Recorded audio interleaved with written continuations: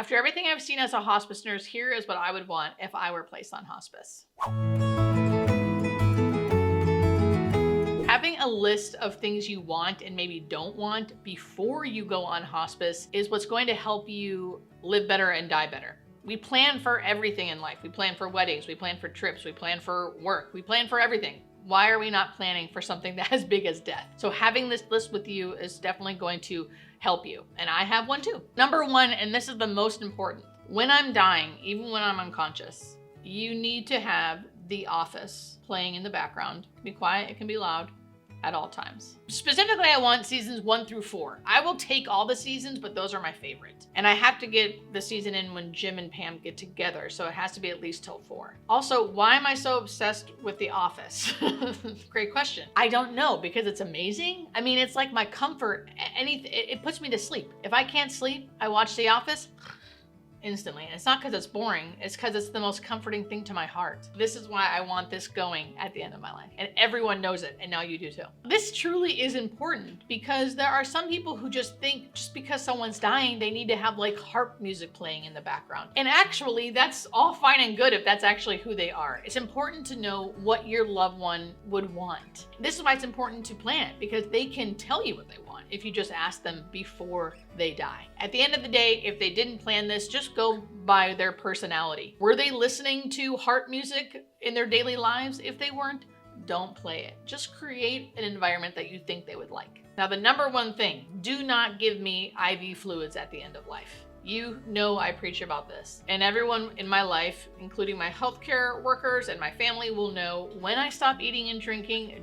do not give me IV hydration no matter what. Many of you might already know why, but it's important to just keep saying it over and over again. IV hydration at the end of life will not help you. If someone gave me IV fluid when I was dying, that IV fluid would not stay intravascular in my veins and hydrate me. It would basically make my heart have to work overtime, and my heart is already not working that great because it's at the end of its life. So the fluid will back up into my lungs and I will start breathing heavier and be more uncomfortable. I'm not letting my body do its natural thing and help me shut down. So therefore, no IV fluids for me or anyone I know and love, because I will preach to the high heavens until everyone understands.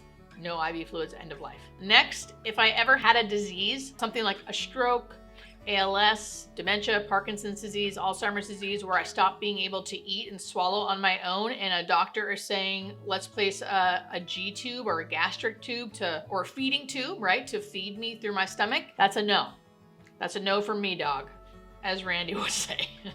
We have to make this funny. We can talk about these serious things and still make jokes. So no feeding tubes for me. I suppose there could be a rare instance where maybe I would do it, but in general, my family is going to know, it's going to be in writing, that I do not want a feeding tube. Allow the natural process to take over. I am not afraid of the natural process. The next thing, do not intubate me. If you guys don't know what that is, that's a tube that goes into your lungs, and then that tube is placed on a breathing machine, so the machine is breathing for you. Definitely, if on hospice, I will never, ever be intubated. And technically, if you're on hospice, that doesn't really align with hospice values, because you can't get intubated in your home on hospice. You'd have to go to the hospital and be intubated. Now, if, God forbid, but let's say tomorrow, I have a heart attack in the mall and I'm unconscious and not breathing. Yes, you can intubate me and try to save my life. But this specifically, I'm talking about if I already knew I was end of life. If I already knew I was end of life, if I was terminal, definitely no intubation.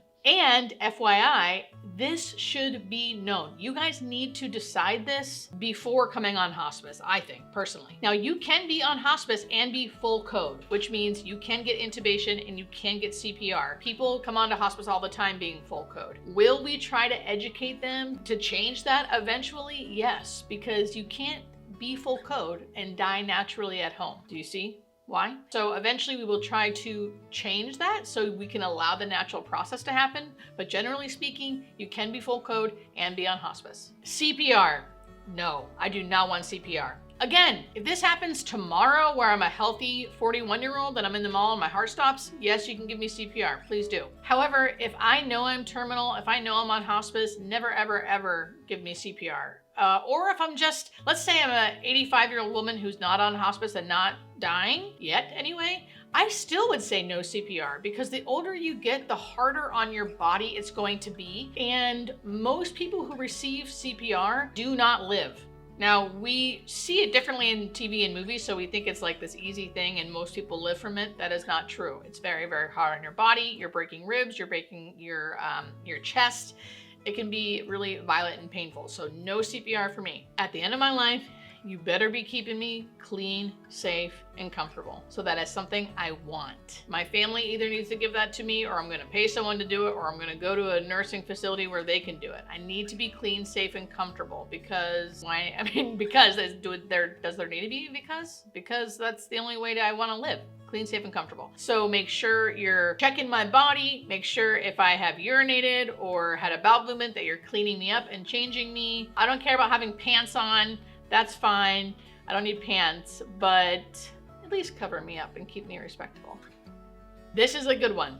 Be honest with me. Do not hide anything from me. I would want my family, my doctors, my friends, if they knew something about me and my disease, I would want to know about it, or how they're feeling about it. If they're sad, if they're angry, if they're nervous, I would want to have an open dialogue about what is happening in my life and in their life all the time. So be honest with me. And you know how we can help other people be honest with us? Be honest with them. Be honest with them, have open conversations with them. That will in turn help them be that way towards us. This is something particular to me because I really hate having a dry mouth. So at the end of life, as you guys know, because I've talked about it before, you can have those terminal secretions where it sounds gurgly in your mouth and you have extra saliva. But because you're mouth breathing, your lips and tongue and gum can get dry. Now, if I'm dying and I'm unconscious, I want my loved ones to know you better be using that sponge, and that sponge in ice cold water. I want that sponge that hospice companies give, ice cold water, dip that in there, and be putting that all over my tongue, all over my lips, all over my gums. Keep my mouth moist. Ice cold water or ice cold Diet Coke. Nothing is better than an ice cold Diet Coke from McDonald's. So that's another little thing. Now, all of this stuff, I'm serious. All this stuff I'm going to be writing out. If I get diagnosed with something terminal tomorrow, I'm going to write this out, and my sister and my family, whoever's going to take care of me, they're going to know. And you should do this too.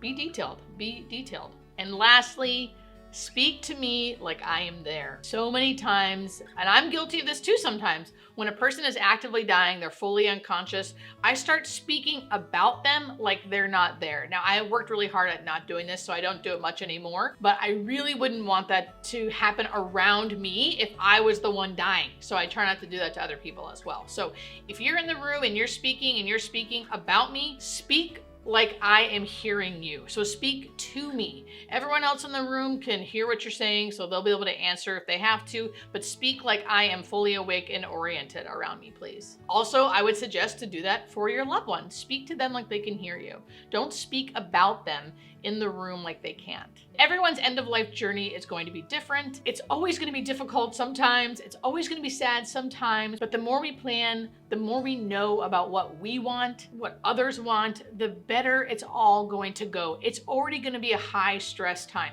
always. The better we plan, the better it's going to go. I've seen this time and time again, and that is my whole motivation behind this video and making sure that everyone knows what I want. I have to practice what I preach. So I hope this helped you guys.